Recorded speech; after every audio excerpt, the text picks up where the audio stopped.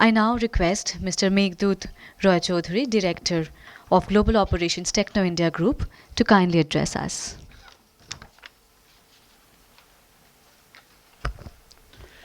Good evening, ladies and gentlemen.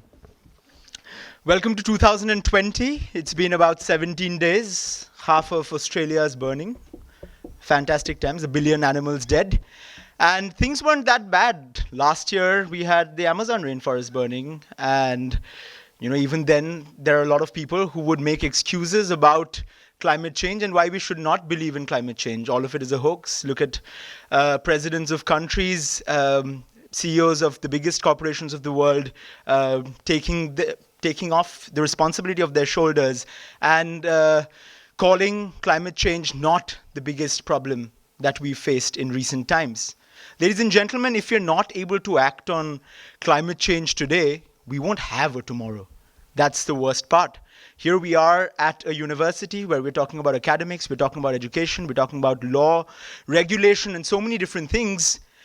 If we keep talking, and I guess that's where I do not agree with a lot of the times when we have seminars like that or conferences like that, because keeping on talking does very little on how we are able to actually change the world. I was going through an article very recently on the top 20 things that you should know about getting into 2020.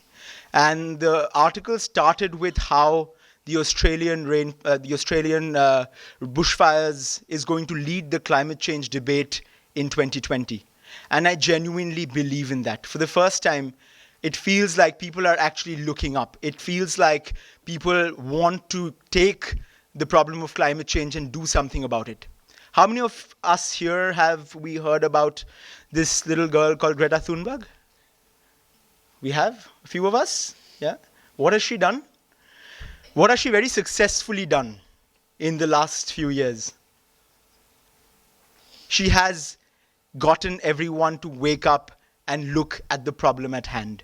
A 16-year-old girl from Scandinavia spent month after month sitting outside the parliament just in order to make sure that people took heed of the problem. And if Greta can, why can't we? She almost single-handedly, and no matter what people say, a lot of people have said, she's doing it for publicity and she's doing it for whatever X, Y, Z other reason, but has she been able to achieve what all of these older generations have not even considered and have not even been able to do for so long? Yes, she has. She has brought millions of people on a climate strike outside the country, and you could see the devotion with which people have been going out on the streets, bringing their placards out. In fact, my own sister, I have a sister who's 10 years younger than me, and I wasn't in town that day, and somebody else sent me a photo of her with a huge sign outside of her school, and she wrote to me, "I'm sorry, I skipped school one day, but it's for a good cause. Don't hate me for it." And it's the young people like that, the 17-year-olds and the 16-year-olds who are going to be inhabiting the planet tomorrow, not us. I mean, I'm slightly older than that, maybe a little more, but this problem is not going to be a problem for 75% of this room. It's going to be a problem for the rest of the 25% because they will have to bear the consequences of all the troubles that we put the world through. All of that innovation without thinking about why we need innovation, and I think Pauline is going to talk about that in a little bit. But a lot of what we've been doing in the last century with industrialization, with a lot of mindless industrialization as well, we've been pushing the world on the edge of disaster. And if we don't start doing something about it, I think it's really high time we should start packing our bags because it's not going to be very long for us anymore. Until very recent, I wouldn't say very recently, but until about 5 years ago, I don't think I ever understood the extent of the problem, of the climate change problem. And until I met Pauline, actually, who has studied about social innovation, who studied about sustainability, did I truly recognize how big a problem it was. And you know how I realized it was a big problem? She showed me a documentary on Netflix, which was presented by Al Gore, and it showed my hometown, my city, Kolkata, not even existing in 20 years because of the rising sea levels. And that's what it took for me to recognize the importance of the problem, of how big a problem climate change can be. And until and unless you feel threatened by the problem yourself, you will not try to find a solution for it. We human beings have this idea of inertia. We, as human beings, we don't take that step outside of our comfort zones because we're comfortable. Because the Amazon rainforest burning is not affecting me. Directly, it's not affecting me. All the koalas and the kangaroos dying, yes, I'm going to share all of my sad reacts on Facebook, but it's not affecting me directly. Why do I care? How do I care if 1 billion animals died? Yes, it's another statistic on the newspapers, a couple of sad posts. My friends from Australia calling and saying that their 100-year-old house in the outskirts of Australia burned down, and good Lord, they have insurance because their parents had to move out. But it didn't affect me. Until and unless it affects my hometown, until and unless it affects the town which houses NUJS and Techno India University, we will not feel threatened. But the time is nigh. And a friend of mine, we've been talking about climate change in general, sustainability, social innovation for a while now, and it's come onto the forefront of late.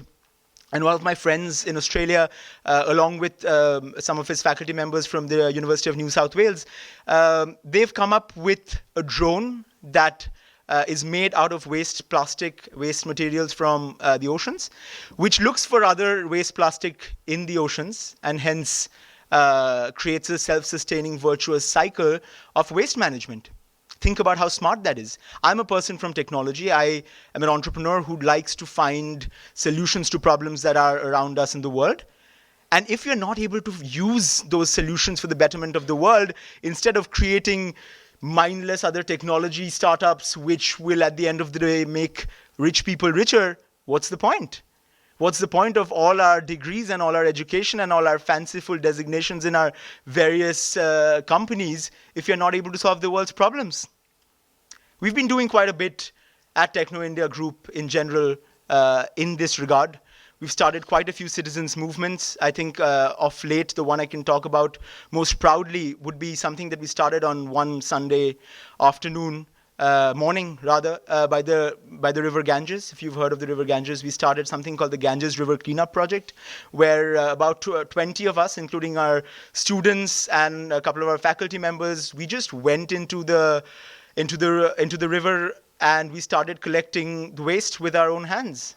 And after that was done, we started talking about the extent of the problem in the vernacular to kids of that area and tried to raise awareness.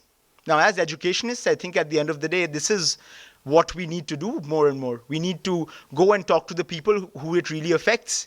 Again, I don't live by the Ganges, so it doesn't affect me as much as one of the kids kids of the rag pickers who sleep by the Ganges. For them, I don't know if you've ever been to Molli Ghat, for example. It's a beautiful ghat. You can see the Hugli Bridge from there, but you will not believe the amount of stench there is on the side of that river. People are openly defecating, and what it has brought, that action that we took, Pauline, another friend of ours, Lockie from Australia, and I, and along with our students and faculty members, just going in there and collecting the waste by our hands, and all of these newspapers writing about it, talking about it, somehow it converted it into a people's movement. Now it's become a citizens' movement. We are 4 months in. Every single Sunday at 10 a.m. on one of the ghats of the city, there are approximately 50-odd people, kids, homemakers, businessmen, politicians, people who belong to the different chambers of commerce, people who belong to the different consul generals. They're coming down, being part of the Ganges River Cleanup Project, and in turn, spreading the message of positivity that, hey, if you have to clean up the water, if you have to clean up your own backyard, nobody is going to come from the next city, town, country and do it for you.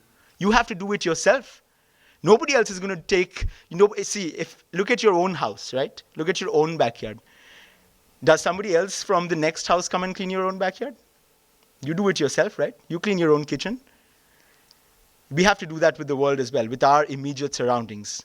Or else the climate change problem is going to continue being a problem. The climate change conversations and the climate change conferences and seminars will not stop. And the world is not going to be any better. There is still hope. And I hope through more conversation, maybe not just at seminars and conferences, but amongst ourselves, not littering, not doing the very basic we can as human beings. to try and solve this world from going to absolute, I will not utter the word. But thank you very much, ladies and gentlemen. Have a great evening.